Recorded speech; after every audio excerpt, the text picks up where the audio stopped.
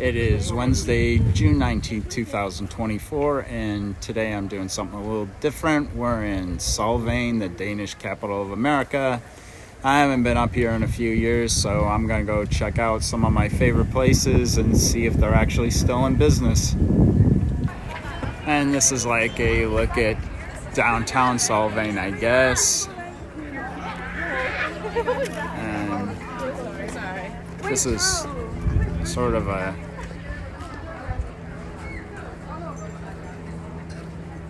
like a tram, I guess. And decent looking windmill for Hamlet Square. Yeah, it took about 3.5 hours to get up here, so our first official stop is going to be at the Copenhagen Sausage Garden to grab some grub. The menu board may be a little bit hard to read, but on the left you've got artisan sausages, smash burgers, bites and salads, sides, and soft drinks. And on the right you've got lagers, ciders, seltzers, ales, and wheats. So that's basically their menu. And this is the condiment station, which has a ton of mustards. You've got barbecue sauce, and you've got some ranch mayo, sauerkraut, onions, relish, peppers, and jalapenos. And for you weirdos, ketchup. Alright, this is our artisan plate, and going from left to right, it is the jalapeno cheddar bacon, the kielbasa, and the bratwurst. And they come with artisan rolls. This is the German potato salad with Dijon mustard and vinegar-based salad with sauteed buckboard bacon and onions. And the last item is the Bavarian pretzel, which comes with butter, coarse salt, and cheese sauce. The Bavarian pretzel is very buttery. There is a good amount of salt on it. If you're a little salt sensitive, maybe a little too much. The interesting thing is the cheese sauce is actually a white cheddar, which I don't see very often. I like it, but if you don't, there's also a really good selection of mustards here to try. I mean, I kind of really like the honey mustard with it. Alright, as far as the German potato salad went, I wouldn't recommend it. First of all, I didn't really find that much bacon in there. I don't know if there's any bacon in here at all. The other problem is it's a lot of acidity between the vinegar and the brown mustard, and there's not really anything that cut it. The only thing I was kind of surprised at is they did use red potatoes, which is a bit of an upgrade, but overall this just doesn't taste very good. Lastly, all the sausages were excellent. I really can't choose between any of them. I would recommend getting all of them if you ever come here. Of course, with a name like Copenhagen Sausage Factory, I would expect these to be the star of the meal, and they didn't disappoint. I recommend using the spicy brown mustard on both the kielbasa and the bratwurst. I think it's what really goes with those two. Final thoughts on the Copenhagen Sausage Garden. I didn't try any of the lagers or beers, so I can't really comment on that other than to say a lot of people were ordering them. So if you're into beers and lagers, I would suspect you'd probably be happy with the selection here.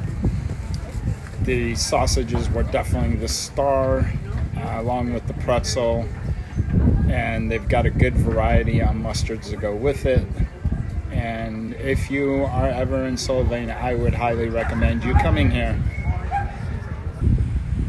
All right, we're gonna walk around for a little bit, and this is the Wine Valley Inn, and basically it's one of probably the best examples of Bavarian architecture in Solvang, so I thought I'd get a quick shot of it. All right, the main street is called Copenhagen, kind of fitting. And then we're just gonna walk into the area and take a look at some of the shops and whatnot. And then I'll probably be heading to Solvang restaurant. And this is the window display for Exco's Souvenir Bazaar. And yeah, that's basically what it is a bunch of souvenirs. And right across is Exco's Cafe, which has a little bit of everything. And the pictures, I seen pictures and I saw videos, people eating there. And this is the dedication to the founders of Solvang.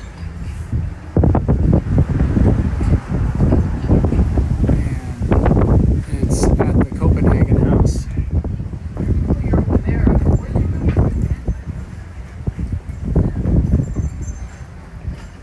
Look at, there's a big old Lego thing for the kids. There's some Pandora jewelry. And today they've got a little farmer's market going, but unfortunately for me, I have my dog and dogs aren't allowed.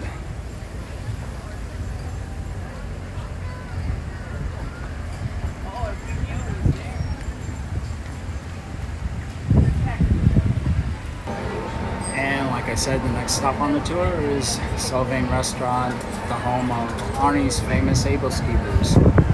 And one of the nice things about this is they got a pickup window. And this is the 3-pack of the Arnie's famous able skeevers, which is kind of like a rolled pancake.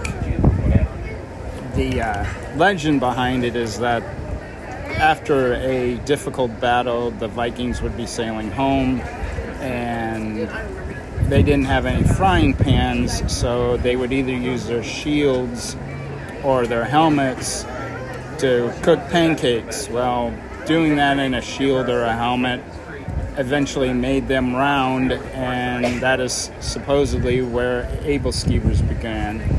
And able skeevers come with powdered sugar and usually a jam or a sauce. In this case, we're looking at raspberry jam.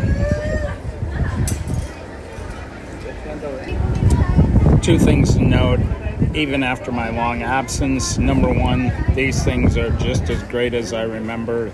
They're killer. Definitely come to the Solvang restaurant to get able skeevers after you have your meal. And the second thing is, surprisingly, the price has not gone up that much. $4.95 is very reasonable for these. Alright, we're out in front of the old Danish food farm and fudge kitchen. I came in here once many years ago, and I kind of admit that I am a huge fudge snob. I grew up with a couple hours away from the greatest spot for fudge in the world, and that's Mackinac Island. I'm not going to even be objective about it. It's literally the best fudge in the world. And sorry, this place didn't even come close to comparing. You know, for normal people, this might actually be a decent spot, but for me, I'm spoiled. I know what's best, and it isn't here.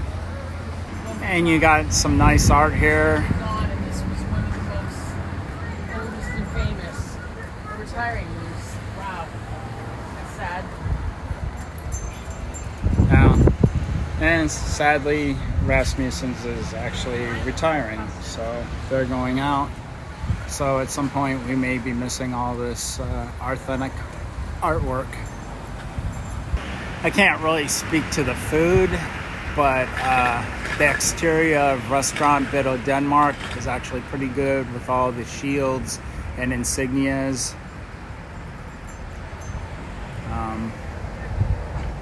Guess I can get a look at the menu real quick.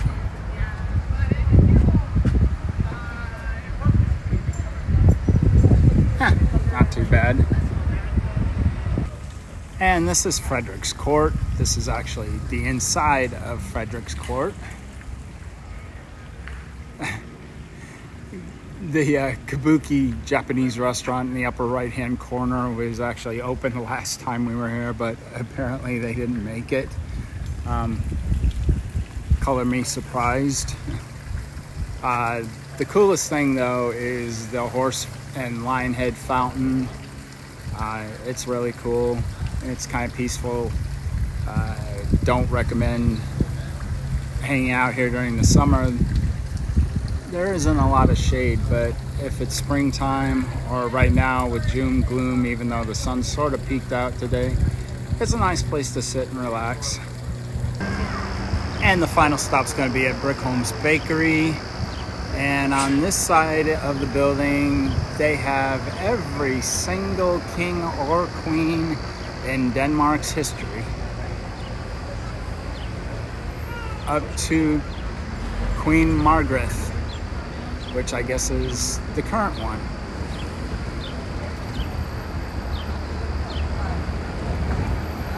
And I guess it's straight lineage, so that's actually pretty cool.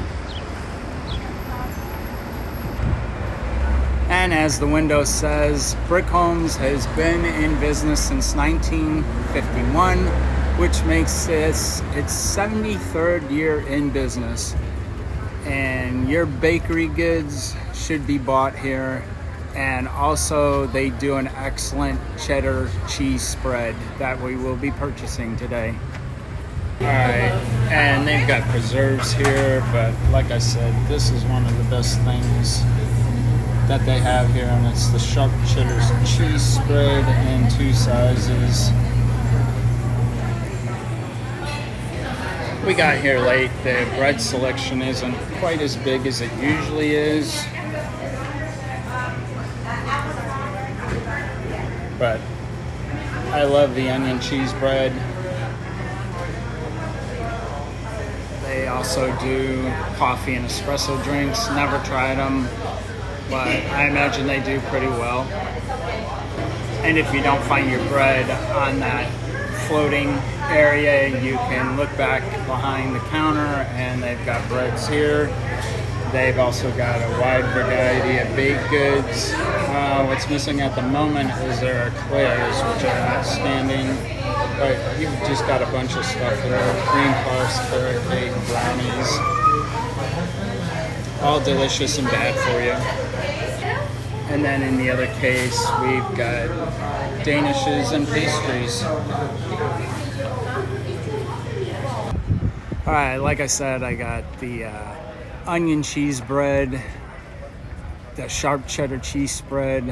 I got a cherry boat and an eclair here. And now we're gonna start heading back towards the car.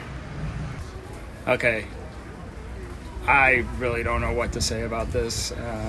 I'm not really a fashion guru, but I don't think so.